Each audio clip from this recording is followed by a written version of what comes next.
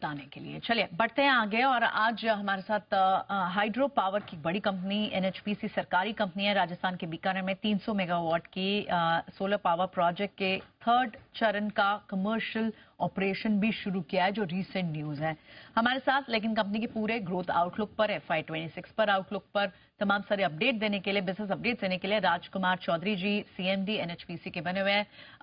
बहुत बहुत स्वागत है आपका मिस्टर चौधरी, बहुत बहुत शुक्रिया आज समय देने के लिए।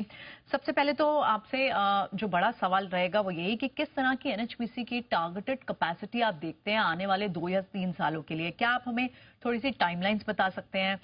कौन से बड़े प्रोजेक्ट्स हैं जो एक्सपेंशन में कंट्रीब्यूट करेंगे? देखिए, धन्यवाद आपको। एनएचपीसी की अभी जो इंस्टॉल कैपेसिटी है 8193.6 मेगावाट की कैपेसिटी है। और एनएचपीसी की जो भी ये इंस्टॉल कैपेसिटी है वो रिन्यूएबल एनर्जी कैपेसिटी है from hydro, solar and wind power. और अभी हम, जैसा कि आपने नाम लिया, 300 megawatt Bikaner solar power project, तो उसका जो है 160.6 मेगावाट का कमिश्निंग हो चुका है। और अगला 53 मेगावाट का कमिश्निंग हम मंडे को सीओडी हमको मिल जाएगा। कल हम उसका टेस्टिंग करेंगे। तो इस मंथ में हम 53 मेगावाट और ऐड कर लेंगे बीकानेर से। तो इसका मतलब 160 प्लस 53, सो 213 मेगावाट हो जाएगा आउट ऑफ 300 मेगावाट। तो बैलेंस जो बच जाएगा वो हमें जुलाई और अगस्त में कमीशन हो जाएगा। अगस्त में पूरा 300 मेगावाट कैपेसिटी अचीव हो जाएगा। इसके अलावे सुमानसी लोअर परियोजना का जो हम एक्सपेक्ट कर रहे थे, तो अभी उस परियोजना का काफी काम पूरा हो गया, करीब करीब पूरा हो गया। और उसमें हमने रिजर्वायर फिलिंग भी कर लिया था एक लेवल तक। लेकिन अभी एनडीएसए का गो हेड नहीं मिला है, नेशनल डैम सेफ्टी अथॉरिटी का, इसलिए हम उसको यूनिट का कमिश्निंग नहीं कर पाए। हम उम्मीद करते हैं कि जुलाई महीने में उनका गो हेड मिल जाए और हम एक एक यूनिट करके उसका कमिश्निंग करें। उसका 3 यूनिट ऑलरेडी बॉक्सअप है और चौथी यूनिट की बॉक्सअप भी करीब करीब 10 से 15 जुलाई तक पूरी हो जाएगी। तो इसका मतलब अभी जो है 1000 मेगावाट एडअप हो जाएगा, 1000 मेगावाट एडअप हो जाएगा। तो इसलिए इसके अलावे 120 मेगावाट का एक रंगीत 4 है, वो भी उसका दिसंबर में आने का है। तो जो मेरा मानना है कि जो हमारा 2025-26 तक और भी 2099 मेगावाट कमिश्निंग होगी और करीब 2026-27 में 3419 मेगावाट की कमिश्निंग हो पाएगी। और 27-28 तक 1040 मेगावाट उस फाइनेंशियल ईयर में होगा। तो इस तरह से जो फाइनेंशियल ईयर 28 का जो क्लोजर होगा, दैट मीन्स मार्च 28 तक, वो हम 14,752 मेगावाट तक कर लेंगे। तो ये हमारे एनएचपीसी की अगले जो 3 साल आपने बताया, उसमें 14,752 मेगावाट टोटल इंस्टॉल कैपेसिटी हो जाएगा। ओके, बहुत डिटेल में आपने समझाया, बहुत बहुत शुक्रिया सर इस सब के लिए। अब लेकिन जिस तरह से आप बात कर रहे हैं, हमें थोड़ी सी स्पेसिफिकेशन अगर आप तीनों जोन्स में दे पाएं कि कौन कौन से प्रोजेक्टेड शेयर क्या कैसे रहेगा, चाहे वो हाइड्रो का हो, रिन्यूएबल्स का हो या फिर थर्मल का हो, आपके ओवरऑल पोर्टफोलियो में। हमारा जो अगर आप देखें कंट्री की, तो कंट्री की तो 2030 तक जो एक टारगेट है, उसमें क्या है कि उसमें 2030 तक 50% रिन्यूएबल एनर्जी से होना, तो that is very much achievable. हमारा जो उसमें जो अभी आपको बताया कि ये हमारा कैपेसिटी एडिशन, वो काफी अच्छा एक कंट्रीब्यूशन होगा। और जो हमारी पोर्टफोलियो है उसमें करीब 87% हमारा हाइड्रो का रहेगा और 13% सोलर और विंड पावर का रहेगा। ये जो हमारा कंट्रीब्यूशन है, आउट ऑफ दिस 50% जो कंट्री की एक डिटरमिन है कि हमको 50% इंस्टॉल कैपेसिटी या 50% हमको जो एनर्जी मिले वो हमको रिन्यूएबल से मिले, तो उसमें एनएचपीसी इतना कंट्रीब्यूट कर पाएगी। और हमारे पोर्टफोलियो का 87% हाइड्रो से और 13% solar and wind powers. Okay, all right, बिल्कुल। साथ ही एक और चीज समझना चाहेंगे हम आपसे सर कि हमने देखा कि एनएचपीसी अब एलोकेट जिस तरह से कर रहा है, पंप स्टोरेज डेवलपमेंट पर भी ध्यान दे रहा है, वहां भी फोकस किया जा रहा है। कौन से की प्रोडक्ट्स होंगे इस कैटेगरी में और कितनी इन्वेस्टमेंट आप करेंगे?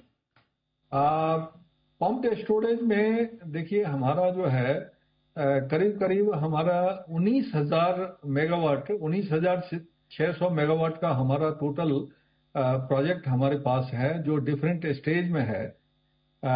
ये करीब करीब पीएफआर और डीपीआर स्टेज में है, और ये करीब 8 स्टेट में हमने साइन किया है, एमओयू साइन किया है। ये 19,000 प्लस मेगावाट का हमारे पास है। तो इसमें 90,000 करोड़ का करीब इन्वेस्टमेंट है टोटल पंप स्टोरेज में। और आपसे बताना चाहूंगा कि सबसे पहला हमारा 640 मेगावाट का इंदिरा सागर ओंकारेश्वर 2 प्रोजेक्ट है हमारा मध्य प्रदेश में। 1,000 मेगावाट का इंदिरा सागर और 520 मेगावाट का ओंकारेश्वर। इस दोनों रिजर्वायर के बीच हम 640 मेगावाट का पंप स्टोरेज बना रहे हैं। उसका डीपीआर ऑलमोस्ट रेडी है, और ये मैं उम्मीद करता हूं कि जुलाई महीने में क्लियर हो जाएगी और दिसंबर एंड तक उस पर काम शुरू हो जाएगा, ऐसी मेरी आशा है। तो इसलिए पंप स्टोरेज पर भी एनएचपीसी काफी तेजी से काम कर रही है। ओके, पंप स्टोरेज पे काफी तेजी से काम हो रहा है। हम देख रहे हैं कि कई सारे अब हाइड्रो प्रोजेक्ट्स पे भी, अगर आप नेबरिंग कंट्रीज की बात करें, वहां पर बहुत सारे प्राइवेट प्लेयर्स भी हैं जो अपना सेटअप कर रहे हैं वहां पर हाइड्रो पावर प्रोजेक्ट्स। क्या आपके भी कुछ प्लान्स हैं, डिस्कशंस अंडरवे हैं इस जोन में, इस तरह से अपनी इंडिया से बाहर प्रेजेंस को एस्टैब्लिश करने का? बिल्कुल। एनएचपीसी जो है सो अपने नेबरिंग कंट्रीज में भी, जैसे आपको बताऊं कि भूटान में हम लोगों ने एक 60 मेगावाट का कुर्चू प्रोजेक्ट वो डिपॉजिट वर्क बेसिस पर बनाया। उसके अलावे भूटान में हम मांगनीचू प्रोजेक्ट 720 मेगावाट के डीपीआर और कंस्ट्रक्शन में भी हम लोग असिस्ट किए, डीपीआर हम लोग बनाए थे। उसके अलावे 1020 मेगावाट का पूना सांचू 2 प्रोजेक्ट है, या ताला प्रोजेक्ट है, उस सब में भी हम लोगों का असिस्टेंस रहा एनएचपीसी का। लेकिन नेपाल जो है, नेपाल में आपको मालूम होगा कि 14.2 मेगावाट का एक देवी घाट परियोजना लॉन्ग बैक हम लोग एनएचपीसी बनाई थी और सक्सेसफुली कमीशन करके उनको हैंडओवर कर दिया। अभी प्रेजेंट में हम 3 प्रोजेक्ट पर काम कर रहे हैं। एक वेस्ट सेती है 800 मेगावाट का, एक सेती रिवर 6 है 460 मेगावाट का, और उसके अलावे एक फुकट करनाली है 624 मेगावाट का। तो टोटल 1800 प्लस मेगावाट पर हम वहाँ नेपाल में 3 प्रोजेक्ट पर काम कर रहे हैं। इन तीनों का डीपीआर रेडी है, हमने सबमिट कर दी है। और डीपीआर जो है सो डीपीआर वहाँ की अथॉरिटी देख रही है। यहाँ हमने सीडब्ल्यूसी को भी सबमिट किया हुआ है। तो करीब करीब डीपीआर भी आप क्लियर माने। इसके अलावे वहाँ की एक सरकार की कंपनी है, नेपाल सरकार की, एक तो VUCL है, वो वहाँ की सरकार की, एक HIDCL है। तो जो वेस्ट सेती और सेती रिवर 6 है, इन दोनों को HIDCL के साथ एक ज्वाइंट वेंचर में हम इसको इम्प्लीमेंटेशन की तैयारी कर रहे हैं। और फुकट करनाली जो है VUCL के साथ ज्वाइंट वेंचर, एनएचपीसी और VUCL के साथ ज्वाइंट वेंचर में उसको भी हम आगे बढ़ाने के लिए, कंस्ट्रक्शन में लाने के लिए तैयारी कर रहे हैं। तो 3 प्रोजेक्ट पर 1800 प्लस मेगावाट पर हम काम कर रहे हैं। ठीक है, बिल्कुल सर, हमारे साथ एक ब्रेक के लिए आप रुकिए, request you to stay with us. हम एक वापस लौटते हैं। हमारे साथ एनएचपीसी के सीएमडी मिस्टर राजकुमार चौधरी बने हुए हैं, उनसे हम बात कर रहे थे। बहुत बहुत शुक्रिया सर, हमारे साथ इतना पेशेंस दिखाने के लिए। एक चीज आपसे समझना चाहेंगे, आपने जो लिस्ट ऑफ प्रोजेक्ट्स बताए और हमें एग्जीक्यूशन उनकी टाइमलाइंस पे थोड़ी सी हेल्प की, क्या उनमें ये सुभानसिरी लोअर प्रोजेक्ट जो असम में है, जो अरुणाचल प्रदेश में है, वो भी शामिल है, या उनकी क्योंकि कमिश्निंग होनी थी फर्स्ट क्वार्टर इसी फाइनेंशियल ईयर से, क्या उनकी बात इंक्लूड करके आपने बताई थी हमें, या फिर इन पर भी अगर कुछ अपडेट है तो सर शेयर करें। सुभानसिरी लोअर परियोजना का भी हमने इंक्लूड करके ये फिगर जो बताया आपको, और जैसा कि आपने बताया, सुवांशी लोअर परियोजना टारगेटेड था कि कमीशन हो जाएगी। तो बेसिकली आजकल इन दिनों जब से डैम सेफ्टी एक्ट 2023 आया है, तब से क्या है कि नेशनल डैम सेफ्टी अथॉरिटी है, और नेशनल डैम सेफ्टी अथॉरिटी का जब गो हेड मिलता है तभी रिजर्वायर फिलिंग का काम शुरू होता है और उसके बाद कमीशनिंग स्टार्ट होती है। तो हमने रिजर्वायर फिलिंग कुछ हाइट तक उनकी परमिशन से किया है, और जिसमें सारे कंपोनेंट का हमने टेस्टिंग भी कर लिया है। 3 यूनिट ऑलरेडी 250 मेगावाट ईच की 3 यूनिट बॉक्सअप थी, और चौथी यूनिट भी बॉक्सअप 15 जुलाई तक हो जाने की आशा है। तो यानी 1000 मेगावाट कमीशनिंग के लिए बिल्कुल तैयार है आउट ऑफ 2000 मेगावाट। तो हमने जैसे ही उनसे गो हेड मिलेगा, हमें उम्मीद है कि शायद जुलाई में उनसे गो हेड मिले, जुलाई एंड तक, तो उसके बाद कमीशनिंग स्टार्ट हो जाएगी और 1000 मेगावाट अचीव हो जाएगा। बाकी जो 4 यूनिट है वो एक एक करके मई 26 तक बाकी 4 यूनिट कमीशन होगी। तो ये सुवांशी, लोअर सुवांशी का भी जो है इसमें जुड़ा हुआ।